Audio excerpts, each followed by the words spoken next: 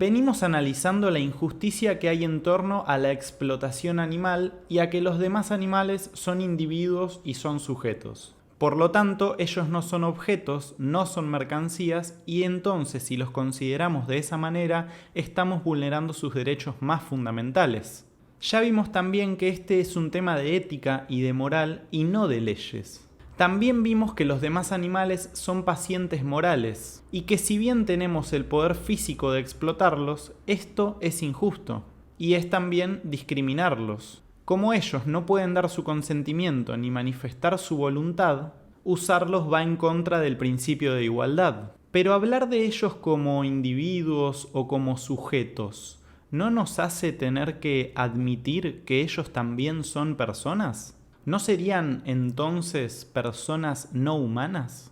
Hoy vamos a ver esto y también vamos a ver si simplemente alcanza con dejar de explotar a estas personas no humanas o si nuestra responsabilidad es aún más grande y esto es simplemente el comienzo de nuestro veganismo. Vamos entonces a leer estos dos textos y el primero se titula Personas no humanas y comienza de la siguiente manera. Solo el dogma de que solo los humanos tenemos personalidad, somos individuos y poseemos un yo, una conciencia de nosotros mismos y de nuestro entorno, inteligencia, y que además poseemos todos sin excepción por el simple hecho de ser humanos, puede nublar el razonamiento acerca de que los demás animales también deben ser reconocidos como personas. Etimológicamente, persona proviene del griego prosopón, máscara, en referencia a que los actores de los teatros griegos se colocaban distintas máscaras para representar distintas emociones en sus personajes. Desde la ética, persona es una categoría moral que representa lo contrario a la categoría de cosa u objeto carente de valor propio. Solo las personas tenemos valor propio, valor inherente o también valor moral o intrínseco. Este se refiere a tener conciencia de que uno existe, de lo que nos rodea y de hacer valoraciones respecto a ello. Es decir, lo que venimos diciendo siempre, tener deseos, emociones y voluntad. Estas características solo las poseemos los seres con sistema nervioso activo y tanto los animales humanos como los demás animales con sistema nervioso activo pueden tener estas experiencias subjetivas. Por tanto, existen personas humanas y personas no humanas. Es entonces el no veganismo, que el no veganismo, acuérdense que suele tener como causa al especismo antropocéntrico, en el cual se cae al no considerar personas a los demás animales, porque no se les reconoce características cuya evidencia existe, pero se considera solo los humanos poseen. Y por otra parte, los casos marginales en humanos, como hemos visto, bebés, ancianos con demencia senil, gente con capacidad cognitiva insuficiente para tener un mínimo razonamiento moral para diferenciar lo correcto e incorrecto y controlar sus impulsos morales, a ellos sí se les reconoce como personas a pesar de no contar con todas aquellas características que se alegan para ser considerado persona, pero se les reconoce y se les respeta como tal. Y siempre escuchamos esta frase vacía de argumentos. ¿Merecen reconocimiento como personas solo los humanos por ser humanos? Bueno, no hay argumentos acá. Los animales no humanos son pacientes morales, la misma categoría donde caerían los casos marginales humanos que recién mencionamos. Los animales no humanos, al menos gran parte de ellos, son sujetos morales. Son sujetos morales porque pueden llegar a actuar en base a emociones que son guiadas por cuestiones morales. Es decir, impulsos o emociones que pueden estar guiados, por ejemplo, por cuestiones como la empatía, la compasión, simpatía, celos, resentimiento y otros sentimientos similares con carga moral. Sin embargo, no se les puede responsabilizar sobre sus actos, ya que no tienen un razonamiento moral suficiente para entender los alcances en la ética de sus actos. Pero, incluso desde el especismo, por medio de experimentos no éticos, como por ejemplo la declaración de conciencia de los demás animales, ya ha sido demostrado que al menos los mamíferos, aves, peces, algunos moluscos e incluso insectos poseen conciencia. De hecho, no necesitamos experimentos para darnos cuenta de que los demás animales intrínsecamente desean ser libres, buscan la felicidad, evitan el daño, buscan conservar su integridad física, quieren un lugar donde vivir y disfrutar del fruto de su esfuerzo. Es decir, vivir de forma autónoma, ya que esto está a la vista si los observamos objetivamente, lejos del sesgo antropocentrista. En el ámbito jurídico se le otorga el estatus de persona al individuo de la especie humana que puede tener derechos y, en caso de ser mayor de edad, obligaciones. Las personas son dueñas de las cosas, es decir, el resto de seres que son objetos de derecho y no sujetos de derecho. A los animales no humanos no se les conceden derechos según sus intereses propios, sino que la protección se refiere a los intereses humanos que tienen por objeto a los animales no humanos y que son utilitarios para el ser humano. A lo sumo se les procura un bienestar porque se cree que eso es lo único que les interesa, y para traer beneficios hacia los humanos derivados de dicho bienestar. En el ámbito animalista, el profesor Gary Francione, abogado y activista por los derechos animales, menciona que si nosotros somos personas porque tenemos valor inherente, es decir, valor propio porque nos valoramos a nosotros mismos aunque nadie más lo haga, no se nos debe tratar como simples recursos, que no se nos puede tratar como sujetos de experimentación sin nuestro consentimiento, ni como donante de órganos forzado o como esclavos. Que persona es aquel que tiene valor moral, valor inherente o valor propio y por lo tanto deben ser reconocidas como tales. Independientemente del aspecto legal, las personas tenemos derechos morales que deben ser respetados, así no hubiese leyes impuestas por un Estado o autoridad. Nuestro deber moral es respetar a quienes son sujetos porque tienen intereses, emociones y voluntad, es decir, porque son personas, independientemente de la especie a la que pertenezcan.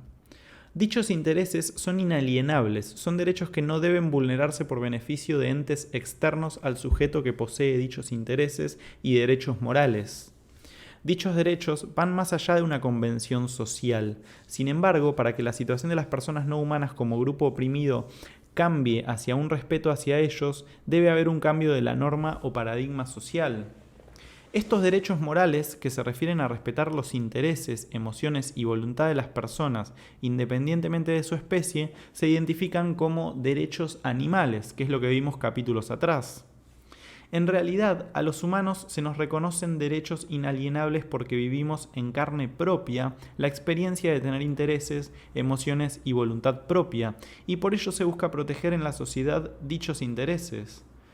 La cuestión viene cuando no se quiere reconocer que el tener emociones y personalidad propia es ser persona independientemente de la especie, y dicha combinación de emociones propias de una personalidad hacen referencia a las máscaras del origen etimológico de la palabra persona. Además que el razonamiento lógico y una buena memoria, por ejemplo, no son características exclusivas de los humanos, ni las poseen todos los humanos sin excepción. Ya hemos visto los casos marginales. Por lo tanto, si nos quitamos el velo del antropocentrismo, podemos reconocer que los demás animales deberían ser reconocidos, primero a nivel individual y luego social como personas no humanas. Como se mencionó en el párrafo anterior, la psicología comparada y la etología se encargan del estudio del comportamiento de los animales. La etología, que es la ciencia que estudia por qué se comportan los animales de cada especie de tal o cual forma en su ambiente natural, y la psicología comparada, que estudia la manera de pensar de los animales no humanos, comparando la psiquis de distintas especies, entre ellas la humana.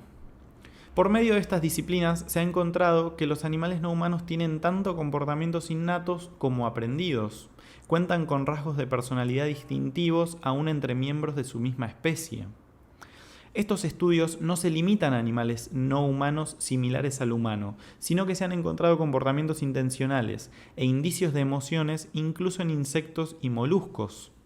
Cualquiera podría observar objetivamente que incluso entre sujetos de la misma especie existen diferencias en sus rasgos de personalidad.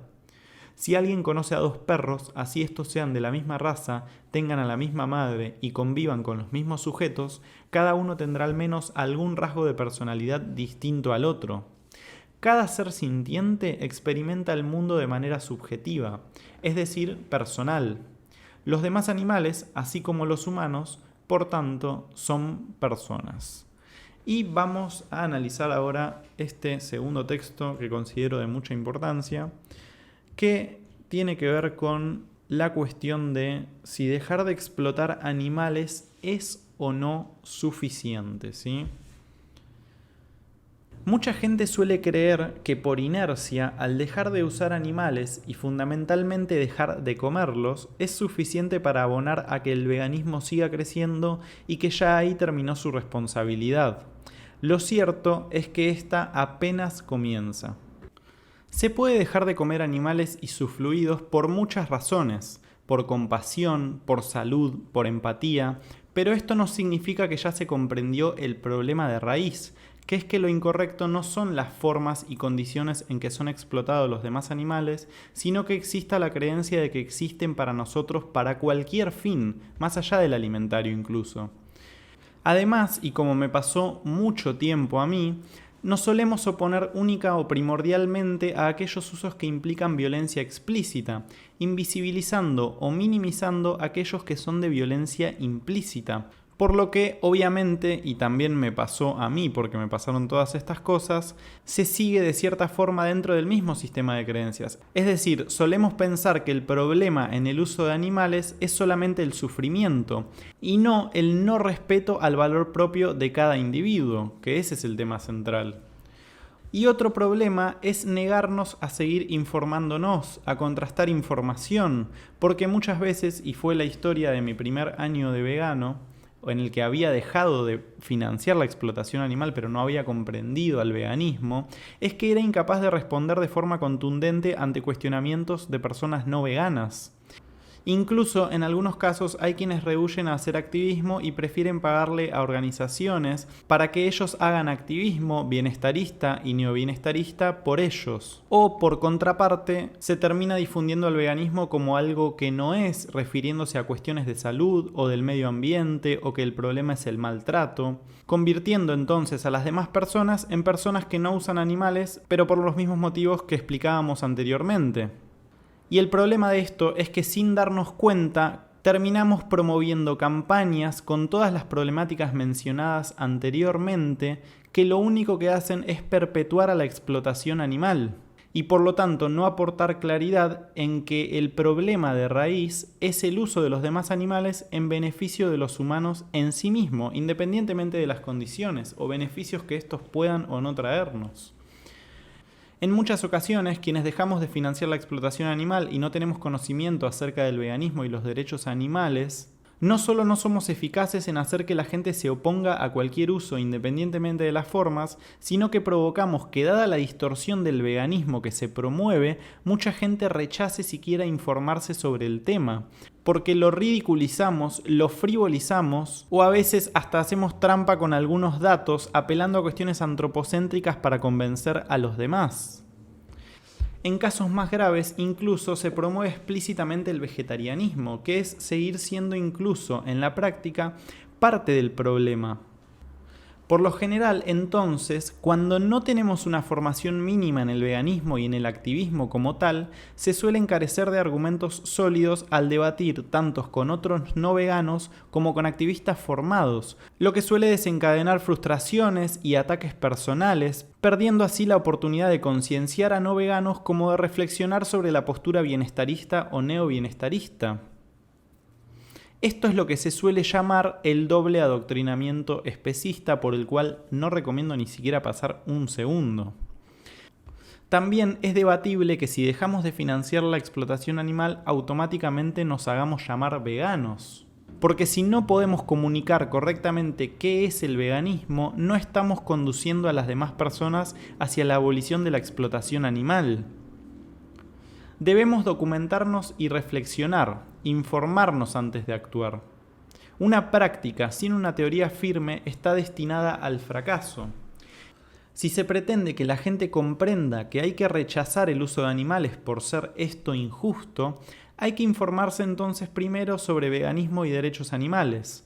Por lo tanto, se sugiere al menos leer con atención los siguientes recursos y se reflexione sobre ello, y se dejan en el texto un montón de otras entradas que voy a dejar en la descripción, algunos de los cuales ya hemos abordado Y de todas maneras adelantamos que el próximo episodio y el subsiguiente van a estar relacionados justamente con esto que acabamos de mencionar al final. Vamos a explicar qué es el veganismo y cómo fue definido en 1951 por Leslie Cross. Y luego vamos a explicar qué comprende hacer activismo y por qué esto es fundamental para poder lograr a futuro una sociedad que respete los derechos de los demás animales. Así que muchas gracias por haber estado ahí y nos vemos en esos próximos 2 episodios que te recomiendo que no dejes de verlos. Así que muchas gracias por haber estado del otro lado y nos vemos la próxima.